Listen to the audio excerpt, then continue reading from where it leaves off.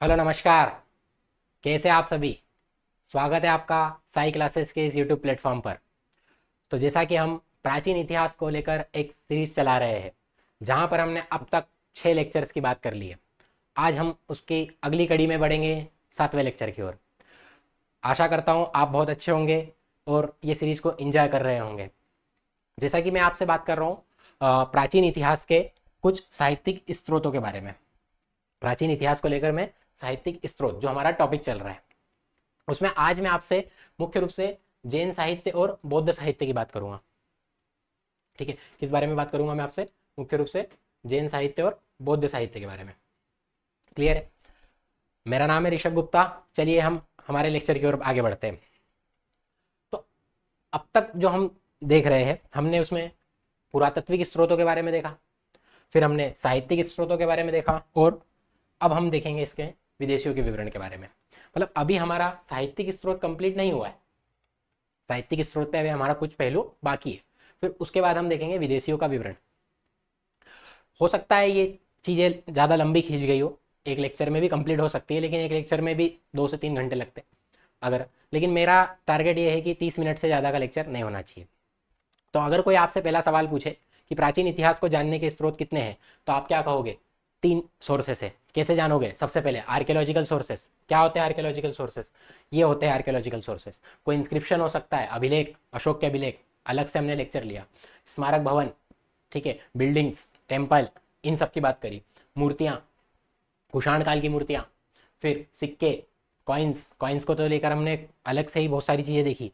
फिर चित्रकला और मोहरे, सील्स, हड़प्पा सभ्यता की। तो ये चीज़ें जो होती है, ये किससे संबंधित है? पुरातात्विक स्रोत से संबंधित है, आर्कियोलॉजिकल एविडेंस। और आर्कियोलॉजिकल एविडेंस को देखने के लिए हमने क्या देखा था? एएसआई देखा था। एएसआई जो कि कब बना था बताओ? 1861 में बना था। कौन व्यक्ति थे बताओ? Alexander Cunningham. इन्हीं को ही क्या बोला जाता है भारत में? आर्कियोलॉजिकल सर्वे ऑफ इंडिया का फादर बोला जाता है। क्लियर है इतनी बात? तो ASI archaeological survey of India से संबंधित ये चीज़ें हैं। ठीक है, अभिलेख वगैरह ये सब जो खोज करने का काम करता है, वो कौन देखता है? एएसआई देखता है। फिर अगर हम बात करते हैं नेक्स्ट साहित्यिक स्रोत की, तो साहित्यिक स्रोत में हमने देखा था धार्मिक साहित्य। उसी के अंतर्गत एक कैटेगरी थी जिसका नाम था ब्राह्मण ग्रंथ, और इसी में हमने पूरी तरीके से समझा था हिंदू ग्रंथ को, हिंदू धर्म को समझा था। क्लियर है यहाँ तक बात? मैं आपसे क्या कहना चाह रहा हूँ कि इतिहास को जानने के मुख्य रूप से 3 एविडेंस हैं। सबसे पहला एविडेंस क्या है बताओ? Archaeological sources. दूसरा एविडेंस क्या है? आपका लिटरेचर। और तीसरा एविडेंस क्या है? फॉरेन अकाउंट्स, विदेशियों का विवरण। तो हमने अब तक पहले वाले टॉपिक आर्कियोलॉजिकल सोर्सेस के बारे में पूरी तरीके से बात कर ली है। आज हम बात करेंगे दूसरे लिटरेचर वाले सोर्सेस। तो इसमें भी हमने आधे टॉपिक पे बात कर चुके हैं हम पिछले लेक्चरों में। 50% टॉपिक हमारा कंप्लीट हो गया है। अब हम बात करेंगे इस वाले टॉपिक को लेकर, जिसमें हम पढ़ेंगे जैन साहित्य और बौद्ध साहित्य को लेकर। यहाँ तक बात क्लियर है? ठीक है। तो और एक चीज पढ़ेंगे इसके अंदर हम, लौकिक साहित्य। देखो, साहित्यिक स्रोत को भी 2 कैटेगरी में बांटा है, धार्मिक और लौकिक, जो लोक में प्रचलित है। ये धर्म से रिलेटेड किताब है। तो धर्म से रिलेटेड किताबों में हमने हिंदू धर्म के बारे में देख लिया था। तो हमने हिंदू धर्म के बारे में क्या क्या देख लिया था? ये चीजें देख ली थी धार्मिक साहित्य में। तो ब्राह्मण ग्रंथ हमने कौन कौन से देख लिए थे? वेद देखे थे भाई, संख्या में 4 है। महाकाव्य देखे थे, रामायण महाभारत। स्मृति ग्रंथ देखे थे, मनुस्मृति सबसे प्राचीन और प्रमाणिक स्मृति मानी गई। ब्राह्मण ग्रंथ देखे थे, वेदों को सरल व्याख्या करने के लिए ब्राह्मण ग्रंथ लिखे गए, कुल मिला के उनको सीधे भाषा में समझने के लिए। फिर उपनिषद देखे थे 108, पुराण देखे थे 18, आरण्यक जो कि जंगल में लिखे गए एकांत में। क्लियर है यहाँ तक बात? ठीक है, इन सब टॉपिक्स पे हम लास्ट लेक्चर में बात कर चुके हैं। कुछ करेक्शन है, मैंने हो सकता है लास्ट लेक्चर में बताना भूल गया हूँ। तो यहाँ करेक्शन ये है, जैसे मैंने आपको महाकाव्य बताया था महाभारत, तो महाभारत महाकाव्य, तो इस महाकाव्य में मैंने आपको बताया था कितने कांड है? Sorry, let me correct. यहाँ महाभारत नहीं आएगा, यहाँ पर क्या आएगा? रामायण। क्योंकि यहाँ पर जो बात हो रही है वो किसकी बात हो रही है? रामायण की बात हो रही है, ना कि महाभारत की। ठीक है, महाभारत में तो हमने देखा था कितने पर्व है? 18 पर्व है। ठीक है, और यहाँ मैं बात कर रहा हूँ रामायण की, तो रामायण में किसकी बात हो रही है? 7 कांडों की बात हो रही है।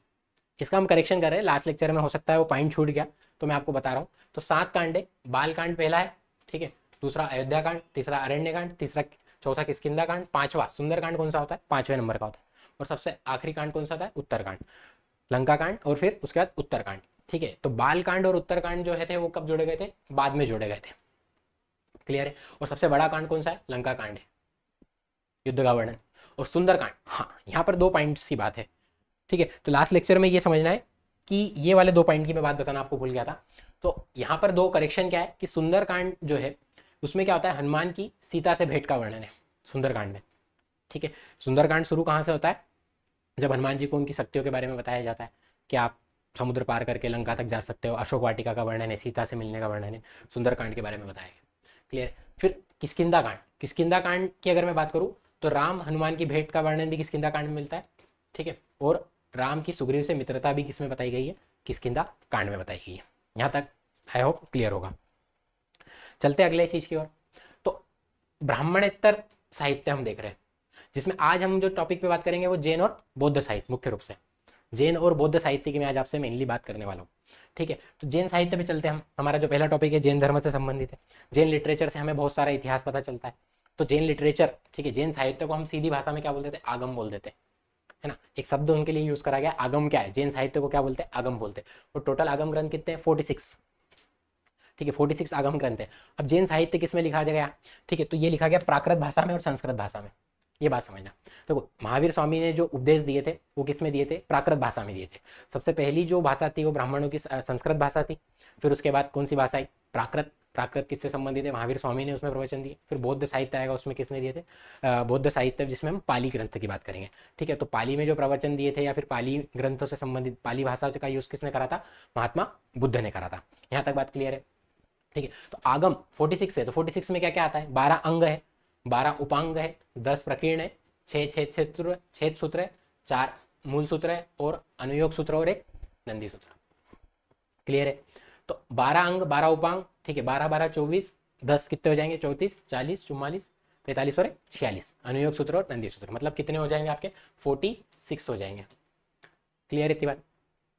तो ये यहाँ पर 12 अंगों के नाम है, आपको जरूरत नहीं है, मैं इसमें से कुछ के नाम आपको बता देता हूँ, मैंने लिख दिए हैं, है ना। ये यूजीसी नेट के हिसाब से इंपॉर्टेंट हो जाते, बाकी अन्य एग्जामों के हिसाब से नहीं हो जाते। अगर आप यूपीएससी में भी जाओगे तो थोड़ा सा लेवल हिस्ट्री को लेकर बहुत हाई होता है। तो जो भी यूपीएससी की तैयारी कर रहे हैं या फिर यूजीसी नेट हिस्ट्री सब्जेक्ट से कर रहे हैं तो उनके लिए तो ये इंपॉर्टेंट है ही। इसके अलावा एमपीपीएससी वगैरह के लिए इंपॉर्टेंट इसलिए हो जाता है क्योंकि यहाँ से एमपीपीएससी का काम तो हो ही जाएगा, या फिर आपकी कोई भी वनडे एग्जाम का काम हो ही जाएगा। तो हम ये कह सकते हैं कि ऑल कॉम्पिटिटिव एग्जाम को कवर करते हुए हम हिस्ट्री को आगे बढ़ रहे हैं, हिस्ट्री के लिए। तो यहाँ पर जो मैं अगर बात करूँ आपसे, तो एक तो आचारांक सूत्र का नाम याद रखना, एक इंपॉर्टेंट। एक आपका कौन सा हो जाएगा?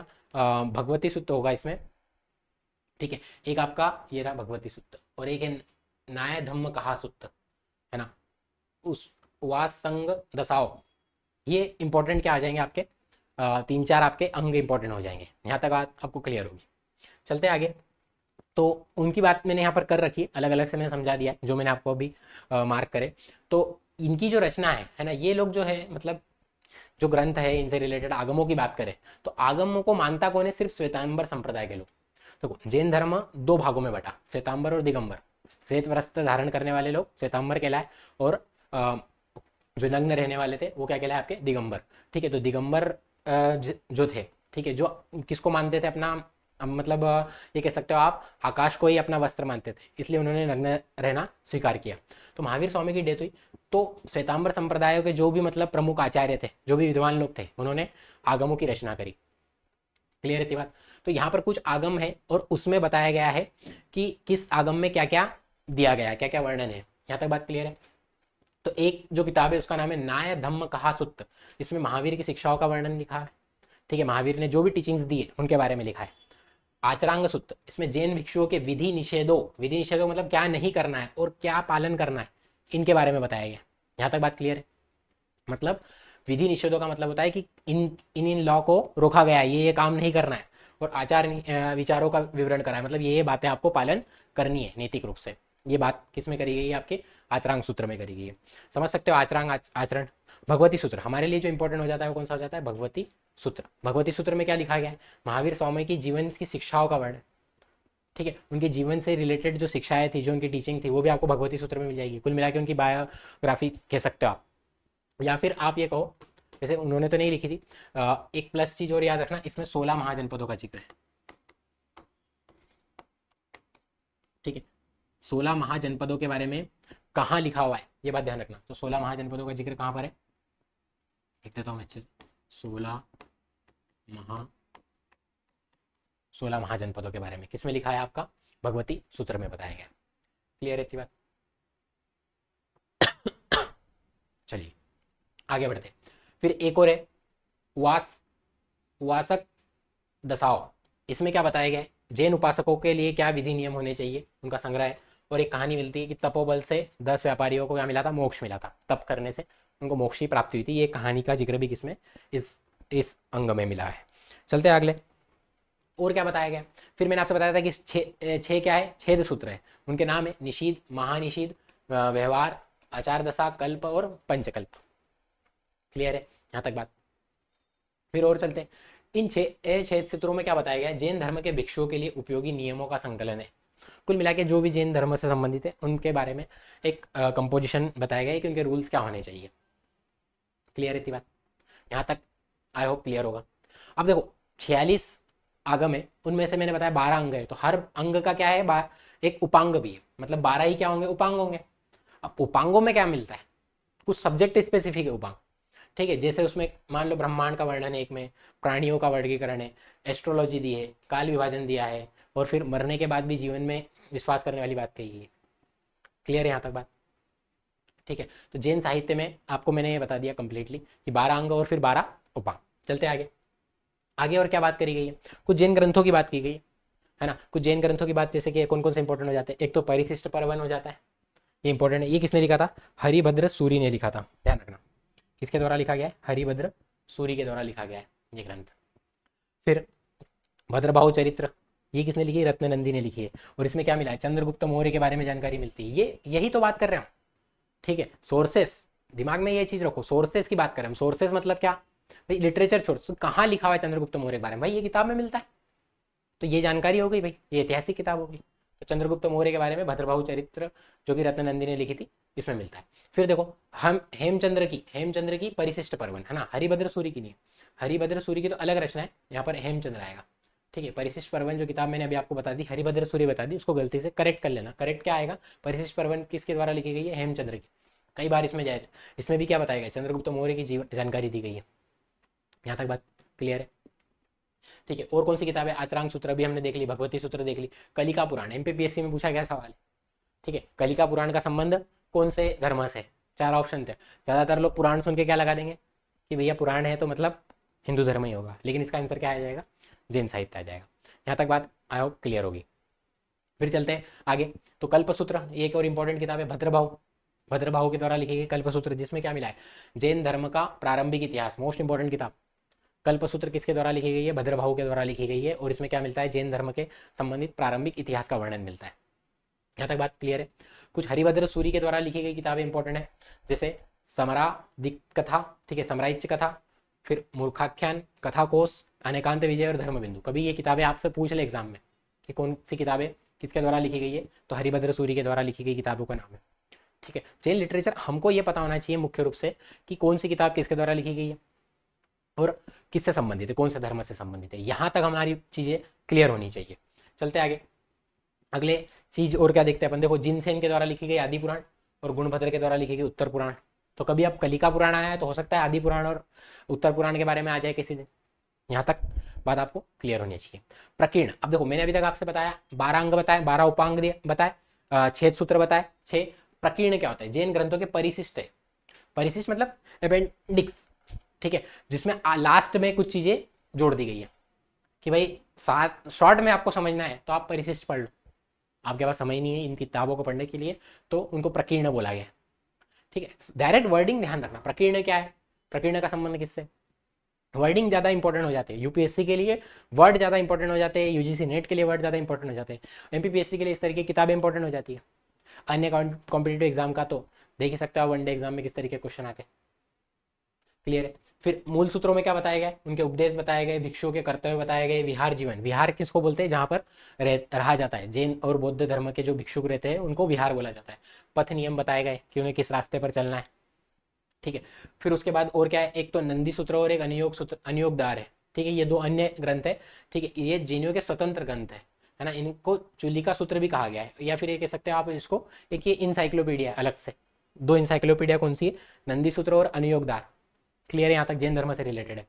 14 पूर्व की भी बात की गई है, ठीक है। 14 पूर्व महावीर स्वामी के की आदि शिक्षा है का संकलन, ठीक है, वल्लभी में हुआ था। वल्लभी में 14 में से 11 पूर्व लिखे गए थे। तो पूर्व भी समझना, पूर्व क्या है, जो क्या कह सकते हो आप, महावीर स्वामी की शिक्षाओं का ही संकलन है ना। 14 पूर्व की संख्या कितनी है, 14 है, जिसमें से 11 तो क्या लिखे गए थे, वल्लभी में ही कंपोज किए गए थे। यहाँ तक बात क्लियर होगी, जैन लिटरेचर से संबंधित आपको ये बातें क्लियर होगी। थोड़ा सा हार्ड चीजें हैं यहाँ पर, है ना। तो यूजीसी नेट को और यूपीएससी को दिमाग में रखते हुए बनाया गया है, ताकि छोटी मोटी एग्जाम तो ऐसे ही नीचे कवर कर लो, नॉलेज के हिसाब से ये चीज़ें ज़्यादा इंपॉर्टेंट हो जाती है ना। तो सलाका पुरुष की अगर मैं बात करूँ, क्या है ये, जैन धर्म में 63 महान पुरुषों का जिक्र है। जैसे हमारे हिंदू धर्म में है ना, क्या 10 अवतार है ना, शंकर भगवान का भी रूप, भैरव रूप, जो भी मतलब है, ठीक है, देवी के रूप। तो इस तरीके से ही सलाका पुरुष, महान पुरुषों की कितने की बात की, 63 मान्यता। और ये भी कौन सी किताब में मिलता है, हेमचंद्र के द्वारा लिखी गई त्रिषष्टि सलाका पुरुष चरित्र में इसका विवरण है। मतलब उनके द्वारा लिखी गई किताब में ही इसका अर्थ ही होता है 63, ठीक है। तो 63 में ही महान पुरुषों के बारे में किसमें बताया गया है आपको, हेमचंद्र की किताब में। क्लियर है। मोस्ट इंपॉर्टेंट, चरित वर्ड का क्या मतलब होता है, जैन साहित्य के पुराणों को क्या नाम दिया गया है, चरित वर्ड दिया गया, ठीक है। जो जैन साहित्य के पुराण, उसको चरित बोला गया। चरित, पूर्व, ये आपने वर्ड देख रहे हो, ठीक है। ये वर्ड्स कई बार एग्जामों में डायरेक्टली पूछे जाते हैं। तो जहां तक मैंने आपको बताया अभी, ये सब जो ग्रंथ है 46 आगम ग्रंथ, उसको सिर्फ श्वेतांबर लोग मान्यता देते हैं, दिगंबर लोग इसको मान्यता नहीं देते। वो कहते हैं कि इनकी प्रमाणिकता की कोई संदर्भ में नहीं है, तो इसलिए हम इसको प्रमाण नहीं मानते। दिगंबर लोग नहीं मानते, कौन मानते, श्वेतांबर मानते। तो क्लियर हो गया आपको यहाँ तक बात। तो मैंने आपसे अभी तक क्या बात करी, स्टार्टिंग के 15 मिनट में सबसे पहले मैंने आपसे बौद्ध साहित्य की बात करी, सॉरी, जैन साहित्य की लगभग मैंने कंप्लीटली बात कर ली है। अब मैं आपसे बात करूंगा बौद्ध साहित्य के बारे में। क्लियर है। जैन लिटरेचर हमने कंप्लीटली देख लिया है कि क्या क्या चीज़ें, जब हम जैन धर्म पढ़ेंगे, महावीर स्वामी का प्रॉपर पढ़ेंगे, तो उस समय तो हमको बहुत सारी चीज़ें और पढ़ना ही है, ठीक है। अब हम चलते हैं बौद्ध साहित्य पे। तो बौद्ध साहित्य की अगर मैं बात करूँ, त्रिपिटक का नाम तो आपने कई बार सुना होगा, 3 पिटक। कौन कौन से 3 पिटक है बताओ, विनय पिटक, सूत पिटक और अभिधम्म पिटक। ये 3 पिटकों के नाम तो आपको क्लियरली पता होना ही चाहिए। क्लियर है। त्रिपिटक किससे संबंधित है, बौद्ध धर्म से संबंधित है। अब इसमें दिया क्या है, बुद्ध भगवान की शिक्षा है, उनकी टीचिंग्स को किसमें बताया गया, त्रिपिटक में बताया गया। और देख लेते हैं डिटेल से कि क्या क्या बताया गया। विनय पिटक में क्या बताया गया बताओ, संघ के नियम बताए गए, उनका जो यूनियन है उससे रिलेटेड जो नियम बताया गया वो किसमें बताया गया, विनय पिटक में। या फिर आचार संबंधी शिक्षाओं का संग्रह, ठीक है, क्या आचरण होना चाहिए, कैसा व्यवहार होना चाहिए। फिर सूत पिटक में क्या बताया गया, धार्मिक सिद्धांत और धर्मोपदेश का संग्रह बताया गया। क्लियर है यहाँ तक बात। और अभिधम पिटक किससे संबंधित है, दार्शनिक ग्रंथ है। जैसे हमारे उपनिषदों में दार्शनिक है, 108 उपनिषद में दार्शनिक संग्रह है, तो वैसे ही अभिधम पिटक में भी क्या बताया गया, दार्शनिक सिद्धांत बताया गया। यहाँ तक बात क्लियर होगी। अब कुछ कैटेगरी भी और है। सूत पिटक को 5 निकायों में बांटा गया। ये आपने सुना होगा, दीर्घ निकाय, मध्यम निकाय, संयुक्त निकाय, अंगुतर निकाय। ये अंगुतर निकाय आ गया। अब अंगुतर निकाय में भी क्या बताया गया बताओ, 16 महाजनपद का जिक्र है, ठीक है। वहां किसमें था, भगवती सूत्र में था। और यहाँ पर किसमें, अंगुतर निकाय में मिलता है 16 महाजनपदों का जिक्र, ठीक है। जब हम आगे बढ़ेंगे तो 16 महाजनपदों के बारे में देखेंगे। क्लियर है। तो सूत पिटक 5 भागों में, दीर्घ, मध्यम, संयुक्त, फिर उसके बाद अंगुतर और खुद्दक निकाय। क्लियर है। खुद्दक निकाय का ये एक हिस्सा और आता है धम्मपद, ठीक है, जिसे बुद्धों की गीता कहते हैं। फिर विनय पिटक के भाग कौन कौन से, पातिमोक्ष, सूत विभंग, खंदक और परिवार। एक खुद्दक है और एक खंदक है ना। यूजीसी नेट किस प्रकार से पूछता है, खंदक किसका हिस्सा है, परिवार किसका हिस्सा है, पातिमोक्ष किसका हिस्सा है, तो वो 4 ऑप्शन दे देगा। अभिधम पिटक के अन्य 7 ग्रंथ भी है अलग से, धम्म संगिनी, विभंग, धातु कथा, फिर पुंगल चरित्र, कथा वस्तु, कथा वस्तु इंपॉर्टेंट है, यमक, पत्थान ग्रंथ आदि। ये सब किसमें बताया गया आपको, बौद्ध साहित्य के त्रिपिटक में। क्लियर है यहाँ तक बात। चलते आगे और कुछ देखते, किस भाषा में लिखे गए, पाली भाषा में, है ना। बुद्धों की भाषा कौन सी थी, पाली भाषा थी। यहाँ तक क्लियर है। जातक कथा है, ये इंपॉर्टेंट है, कई बार पूछा गया। वहां पर हमने देखा चरित, जिनको हम पुराण बोलते हैं, पूर्व ग्रंथ देखे, ठीक है, आगम समझा क्या होता है। यहाँ पर एक वर्ड क्या आ गया, जातक। तो महात्मा बुद्ध का जन्म होने के पहले की जो कथाएं थी, मतलब उनकी कथा, उनके रिलेटेड कथाएं आती है ना, उनके जन्म से पहले ये घटनाएं हुई थी, तो वो क्या आ जाएगी, आपकी जातक कथा आ जाएगी। क्लियर है बात। दीपवंश है, महावंश, ये भी क्या है, पाली ग्रंथ है, ठीक है। दीपवंश और महावंश ये किसमें लिखे गए, पाली ग्रंथ है। और इसमें मौर्यकालीन इतिहास की जानकारी मिलती है। अल्टीमेटली हमारा जो लक्ष्य है वो मेन हिस्ट्री पर पहुंचना है, क्लियर है। दीपवंश और महावंश पाली ग्रंथ जिसमें मौर्यकालीन इतिहास के बारे में वर्णन मिलता है। एक लेक्चर और आएगा इसका, विदेशियों का विवरण, उसके बाद ये वाला जो टॉपिक है हमारा टॉपिक नंबर 2 लगभग खत्म हो जाएगा, जिसमें हमने बेसिक से सारी चीज़ें समझ ली। ठीक है, मतलब 8 लेक्चर में हमारा अब तक क्या खत्म हो रहा है, ये कह सकते हो आप स्रोत का चैप्टर पूरी तरीके से खत्म हो जाएगा। क्लियर है। बाकी हम आगे भी और चीज़ें देखेंगे। इसके बाद जैसे हम पाषाण काल वगैरह ये सब चीज़ें स्टार्ट कर देंगे, स्टोन एज से संबंधित। उधर हमारी मिडिवल हिस्ट्री भी रुकी हुई है, तो उसको भी लगभग अब कंटिन्यू करना ही है। इस वीक से उसके लेक्चर्स भी स्टार्ट हो जाएंगे। दीपवंश और महावंश कौन सी भाषा में लिखे गए? पाली भाषा में। ब्रह्मजाल सूत्र, एक ये याद रखना है ना। जैसे जब आप पढ़ोगे, जब जैन धर्म और बौद्ध धर्म का उदय होता है तो उस समय एक थ्योरी थी कि 62 संप्रदाय है। ठीक है, 62 संप्रदायों का पूरे विश्व में उदय हुआ था, उसी में से थे जैन और बुद्ध। ये बात किस में लिखी गई है? ब्रह्मजाल सूत्र में लिखी गई है। ठीक है, बुद्ध के समकालीन धार्मिक संप्रदाय का उल्लेख किस में मिलता है आपको? ब्रह्मजाल सूत्र में मिलता है। धार्मिक संप्रदाय मैंने बताया ना 62 संप्रदाय, 62 धार्मिक संप्रदाय की, बुद्ध था, उसके अलावा भी और भी कई संप्रदाय थे। ठीक है, ऐसे ही जैन साहित्य सूत्र कृतांग में मिलता है। ठीक है, चलिए आगे चलते हैं। तो बौद्ध साहित्य में अगर और कुछ बात करें, कुछ इंपॉर्टेंट ग्रंथों की बात करें, तो नागसेन के द्वारा लिखा गया मिलिंद पनो, ये इंपॉर्टेंट है, मिलिंद के प्रश्न है ना। तो हिंदी इंडो ग्रीक शासक, इंडो ग्रीक शासक कौन? मिनांडर और नागसेन के बीच क्या हुआ था? वार्तालाप हुई थी, प्रश्न पूछे थे। किसने? मिलिंद ने या फिर मिनांडर ने? किससे? नागसेन से। नागसेन कौन था? बौद्ध भिक्षु था। तो उसके जवाब किसने दिए थे? नागसेन ने दिए थे। अशोक घोष के द्वारा लिखा गया संस्कृत भाषा में कुछ इंपॉर्टेंट ग्रंथ है ना, संस्कृत में इसलिए अलग से मेंशन करा है, बाकी सब किसमें? पाली में। बुद्ध चरित, सोदारन, सारीपुत्र प्रकरण, ये 3 किताबें इंपॉर्टेंट है, कई बार पूछी गई है एग्जाम में। बुद्ध चरित, सोदारन और सारीपुत्र प्रकरण, इनमें से पहले 2 क्या है? ये जो पहले 2 है ये क्या है? आपके महाकाव्य है। और तीसरा क्या है? सारीपुत्र प्रकरण, ये क्या है? आपका नाटक है। फिर हीनयान संप्रदाय का प्रमुख ग्रंथ कौन सा है? कथा वस्तु है। जैसे श्वेतांबर दिगंबर है, जैसे वैष्णविज्म सेविज्म है, सेवाइट है। ठीक है, वैसे ही बौद्ध साहित्य में हीनयान और महायान है। ठीक है, तो हीनयान लोग जो ग्रंथ मानते हैं वो कौन सा मानते हैं? आपका कथा वस्तु मानते हैं। क्लियर है, जिसमें क्या बताएगा? महात्मा बुद्ध का जीवन चरित्र है, उसमें अनेक कथानकों का वर्णन है। क्लियर है, चल आगे चलते। फिर महायान संप्रदाय के कुछ ग्रंथ है, उसमें एक है ललित विस्तार और आपका दिव्यदान है। ये 2 ग्रंथ याद रखना। ललित विस्तार में क्या बताया गया? बुद्ध को देवता मानकर उसके जीवन के कार्यों तथा चमत्कारिक वर्णन बताया गया। ठीक है, और दिव्यदान में क्या बताया गया? अशोक के उत्तराधिकारियों से लेकर पुष्यमित्र शुंग, ठीक है, अशोक मौर्यवंश का शुंगवंश से लेकर अशोक से लेकर शुंगवंश तक की जानकारी हमको दिव्यदान में मिल जाएगी। ठीक है, तो महायान के 2 ग्रंथ है, बाकी सब हीनयान से संबंधित है। क्लियर है, चलो आगे चलते। अब मैंने आपको बताया जैन साहित्य, अब हम बात कर रहे हैं किस पे? बौद्ध साहित्य पे बात करी। फिर अब हम बात करेंगे किस पे? लौकिक साहित्य पे। लौकिक साहित्य वो है जो लोक में प्रचलित है। अब लौकिक साहित्य के अंदर भी देखो कैटेगरी, देखो या तो ऐतिहासिक हो सकता है, हिस्टोरिकल कोई चीज हो सकती है, या अर्ध ऐतिहासिक सेमी हिस्टोरिकल भी चीज हो सकती है, या किसी की जीवनी हो सकती है, या किसी का यात्रा वृतांत हो सकता है, या फिर गल्प साहित्य, मतलब लोक में उस एरिया में प्रचलित गल्प साहित्य बोलेंगे उसको। ठीक है, ऐतिहासिक जीवनियां कौन कौन सी? अशोक घोष के द्वारा लिखे गए बुद्ध चरित्र, बुद्ध भगवान के ऊपर जीवनी है ना, इसी की कैटेगरी है ना। फिर उसके बाद देखो बाण भट्ट की हर्ष चरित्र, हर्ष के ऊपर जीवनी लिखी। ठीक है, वाकपति की गुड़वाहो, ये भी लिखा गया। फिर विलहण की विक्रमांक देव चरित्र, संध्याकर नंदी की रामचरित, और हेमचंद्र का कुमारपाल चरित्र, और जैनक की कौन सी? पृथ्वीराज रासो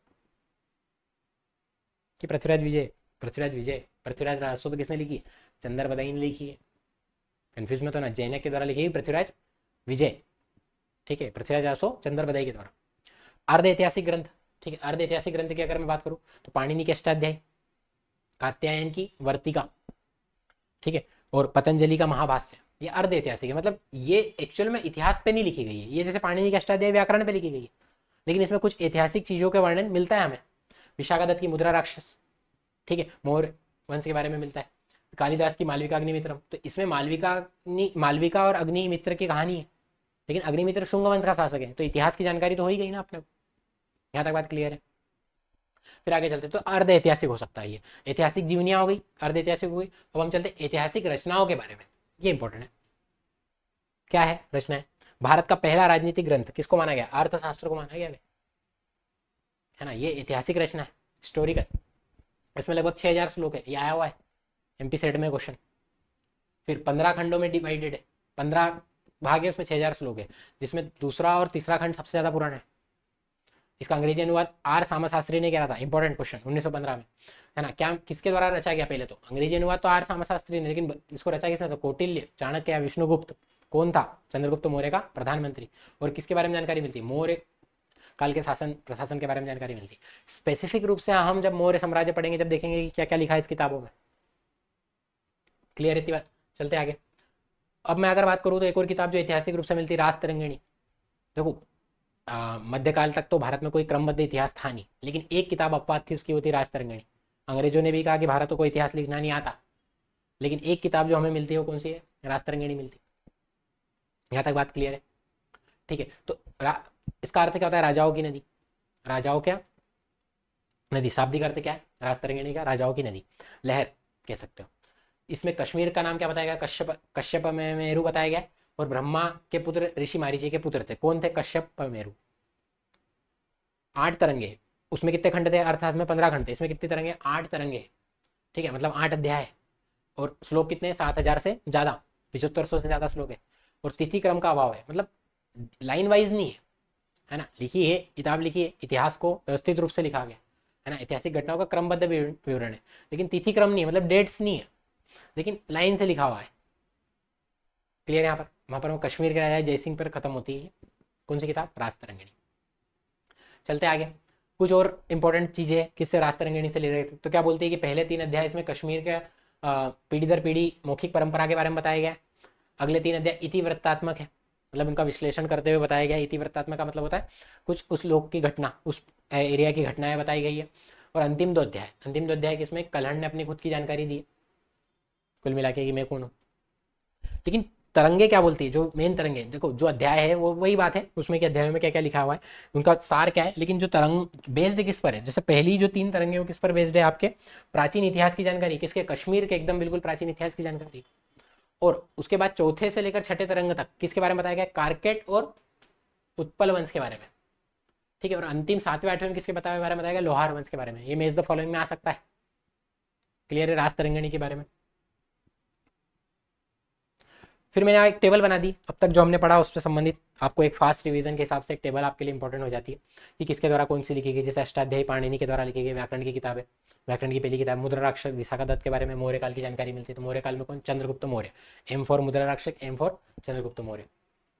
ठीक है, क्योंकि एक किताब और है विशाखादत्त की, देवी चंद्रगुप्तम, है ना। वो किस पे लिखी गई है?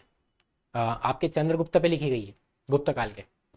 महाभाष्य अष्टाध्यायी पर टीका, है ना। ये अष्टाध्यायी पर टीका महाभाष्य किसने लिखी? पतंजलि ने लिखी। इसमें पुष्यमित्र शुंग का जिक्र है।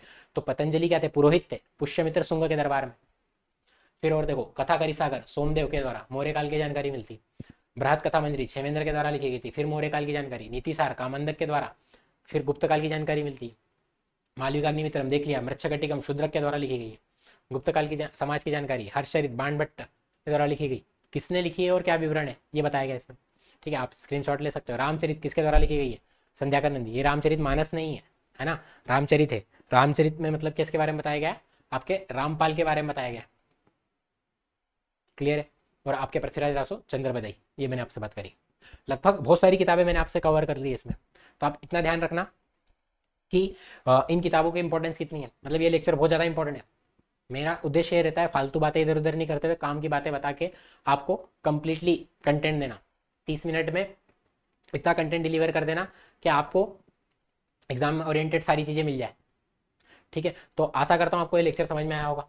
आप अगर इसकी पीडीएफ लेना चाहते हैं हमारे टेलीग्राम चैनल को फॉलो कर सकते हैं, ये क्यूआर को स्कैन करते हुए। और इंस्टाग्राम को फॉलो कर सकते हैं आप इसको स्कैन करके। ठीक है, बाकी डिस्क्रिप्शन बॉक्स में लिंक वगैरह दे ही रहेगी चैनल की। तो आशा करता हूँ ये लेक्चर आपको समझ में आया होगा। मिलते हैं अगले लेक्चर में बहुत जल्द, जिसमें हम बात करेंगे फॉरेन अकाउंट्स के बारे में। तब तक अपना ध्यान रखिए, पढ़ते रहिए। बहुत बहुत धन्यवाद।